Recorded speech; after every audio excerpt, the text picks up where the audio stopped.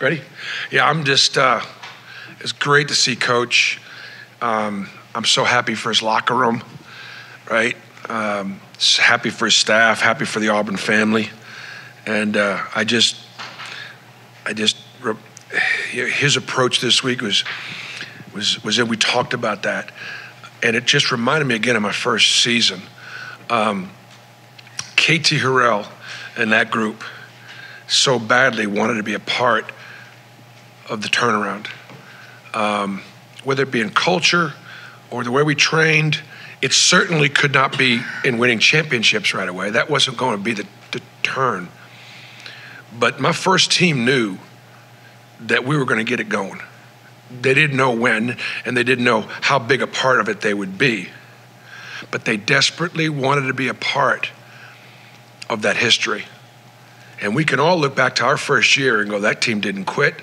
They won 3 games in the SEC tournament down the stretch. And they were part of the rebuild. And that's what this football team is doing right here, right now, and this program. And so got a lot to play for. So for us, as we head into, our exhibition on Wednesday, I'm glad how Marlene is able to, always will teach this way, but reminded me that I don't know whether it's the last time we played Alabama-Montgomery or basically in 2006, University of Auburn-Montgomery beat Auburn-Montgomery beat Auburn 69-64. And I guess it was the first, it was the only meeting between the two schools. So we're ready to play somebody else. We did have a private scrimmage on Sunday. And without going into the details, because we're not allowed, we played well. We played really hard, and we played well, and we were excited about playing somebody else. And I think that'll be the case again on Wednesday.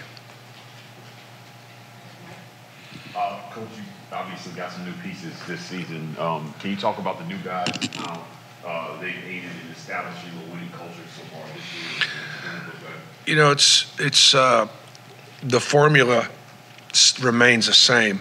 I keep promising my returning players that I'm going to bring guys in the locker room that they're going to want to be friends with, that they're going to want to play with, that they're going to want to try to win championships with.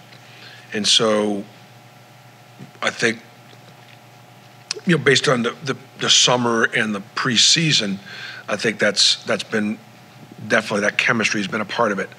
So the way Aiden Holloway and Trey Donaldson have worked, at the point guard position together, to learn and grow and challenge, because they're both really young. The way KD and Denver, have competed, and Aiden brings a ability to really shoot the ball, and he's got some wow factor in his game, but he's still a freshman quarterback. Denver Jones is a very versatile player. He can do it at both ends of the floor. He can do it off the bounce, at the foul line, from 3, play make. He is a really, really solid combo guard that's got a chance to be one of our better players. Chad Baker has just got it. He's got the it factor. He knows how to play. He knows how to move.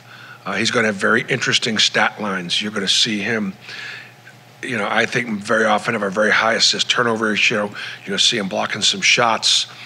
You're going to see him really high in the plus minus categories, because he makes a lot of winning plays, just knows how to play. And he and Chris Moore right now have been really good at that wing spot. Chaney Johnson you talk about his level of excitement all fall.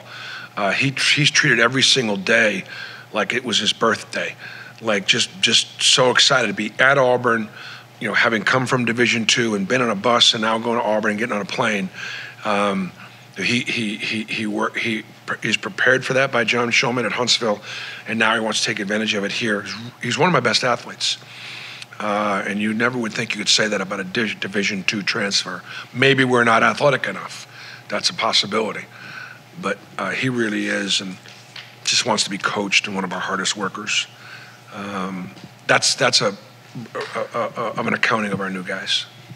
And AD's been great in practice, helping us get ready. Thank you. So I know at SEC Media Days, you're talking about kind of not having a starting lineup yet, looking at kind of a rotation of 10 guys. Are you still kind of at that rotation? Do you have a sense of who that 5 is going to be against Montgomery? I think with this group, it's got a chance to be combinations. Like what should Jalen Williams and Dylan Cardwell play together? And should Chaney Johnson and Janai Broom play together? And for whatever reason, we like that combination. As opposed to this is our starting 5. Our starting 5 may not end the game. I can tell you, though, there'll be a ton of parity. More than any team that I've coached, I would say the balance of minutes will be the greatest on this team of any team I've coached. And I've played 10 guys double-digit minutes my entire career. And yet, I think, so we won't drop off much when we go to the bench. And again, our starter's good enough. That's going to wind up being a question because there's just not a lot of drop-off. Maybe probably a little bit of both. Bruce, in the open practice the other day, Chris really stood out with getting to the line, but also his defense and his rebounding, playing more of the 3 again this year. Just what have you seen from him this offseason as a veteran on this team taking that step? Well, Chris missed the entire summer with that shoulder surgery, so he was away from the skills aspect of it, shooting the ball, handling, things like that, while he was rehabbing. And yet he's done a great job this fall kind of getting caught up. Chris at the 3 gives us a more physical presence. He can play the 4 because he's so tough, but he gives away tremendous size in the SEC. At the 3, he doesn't give away size to anybody. And so he can big boy any matchup he has at guard any night. That level of toughness is important. I think he also is a great communicator. Like Chris does a great job defensively when he's on the floor, communicating his own actions and getting the other guys in the right spots. And that's part of being a veteran. Bruce, what do you see out of AUM when you look at him on film? I know last year UH was good 3-point shooting. You guys were mashing up with Chaney. What are the factors of this team that you're looking at? Yeah, they're athletic. I think they don't have great depth from what we can tell so far, but their starters are going to be good. They'll mix it up between athleticism and ability to shoot the basketball. So we only got one look at them, so we really don't know. I think this one is going to have to be more about us and getting ready for the season, as opposed to it's not going to be as heavy focus on the scout as it is going to be what do we need to do to get better. Like I'm going to work on some things in this. I'm clearly going to work on some things in this game that we need work on, as opposed to the best way to beat Auburn-Montgomery. We've seen the skill of Denver Jones before he got to Auburn. We know Trey Donaldson's offensive skills, and then Aiden Holloway, who is going to be a young superstar. All of those guys on the offensive floor, on the offensive side of the floor, we know what they're going to be. What have you seen from those guys defensively, since they're going to be guarding some really, really good point guards and shooting guards in the SEC? Yep, that's going to be our greatest challenge. Will be our guards guarding their guards. And all I can say is that they're working at it. We recognize the challenge because of the quality of the people we're going to be playing against. There have been rule changes regarding the secondary defender coming over and taking charges, and so that's really, I think you're going to see across the country a real move in the offensive number. I think the offensive number is going to go significantly up because of this rule change. In other words, again, that secondary offender, that guy that's not guarding the ball, if their guy's beat and that guy comes over, back in the day, it was close, it was a charge. Right now, when that guy comes over, just without getting into specifics of the rule, if it's close, it's a block, and it'll be a block all day, all day. And so as a result of that, I think there'll be less rotation. I think there'll be more one-on-one play. Verticality is going to be important. But I think guys are going to get to the rim easier, and which I think will increase scoring. Last year, it was mostly Janai as far as on the boards.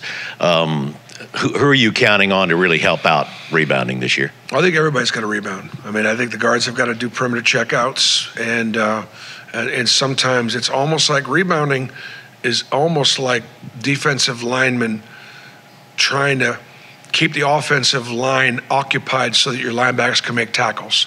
In other words, if our guys can perimeter check out and stop guys from running to the boards, Janai or Dylan can go clean up the board. But if there's a bunch of guys that are all flying in and he goes up and they go up and there's contact, it's a 50-50 ball.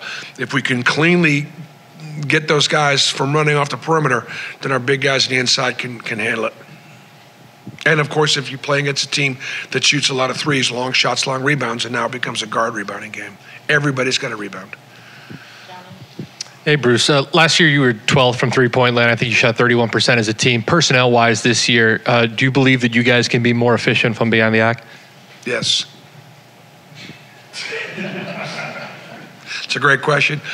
I'm not being short for any particular reason. Yes. Going to make me look like a lot better coach offensively.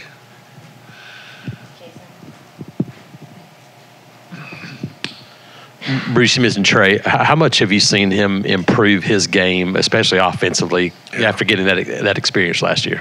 Yeah, Trey's really improved. He has. He always had. He's a tremendous athlete. He was a great football player, better baseball player, and really good basketball player. I say that to him a lot just to give him a hard time. But basketball is a sport he loved. That's what he wanted to play. And so he came in last year. His ability to compete, his physical body, being a good athlete, he was able to play. But to be a great quarterback, to be a great point guard, he had a lot. He still does, but he had a lot to learn.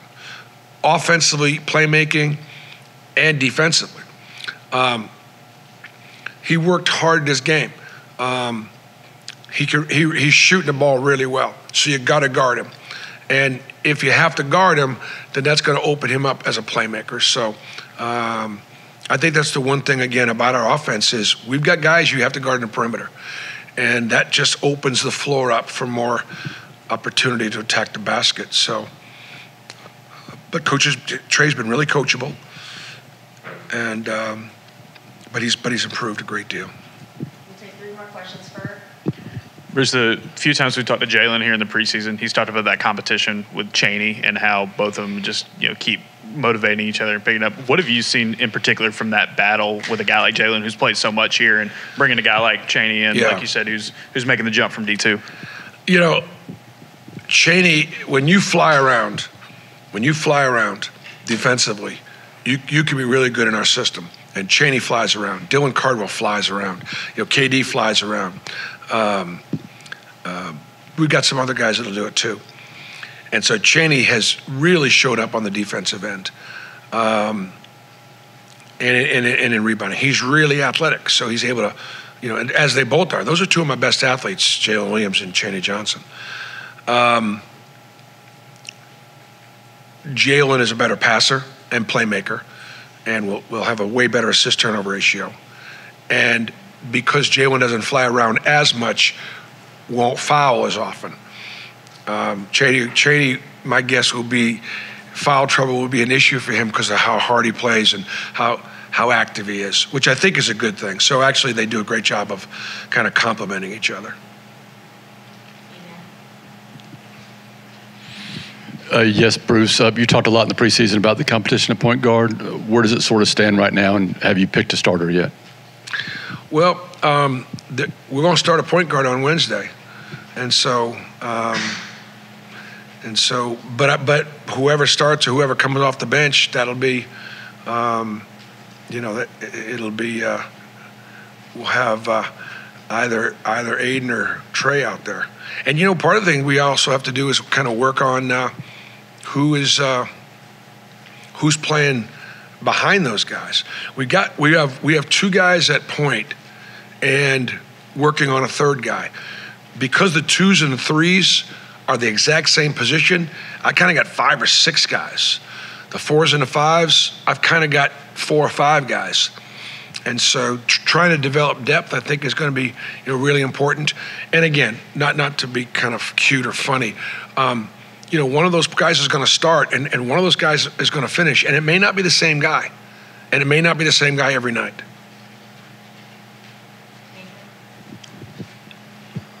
Bruce, you mentioned how important that second wave could be for y'all off the bench this season. KD, second half of last year, like 40% from 3, something like that, playing good defense. KD was? KD, yes. What did you see in his game in that part of last year, and how do you think maybe he can translate that into another year with y'all, because he's now one of the veterans on this team? Yeah, KD's shooting it better this year, more consistently. I think part of the reason he's been in the gym pretty good, just getting shots, and when he does shoot volume and he gets on that gun, he has shot it. He shot it better. And of course now, again, with the rule changes, KD should be able to get to the rim more, and that's something I actually am wanting him to do more. But because he's shooting it better, he's still shooting it. Whereas I got a lot of guys that can shoot it. I don't have many guys that can get to the rim like he can.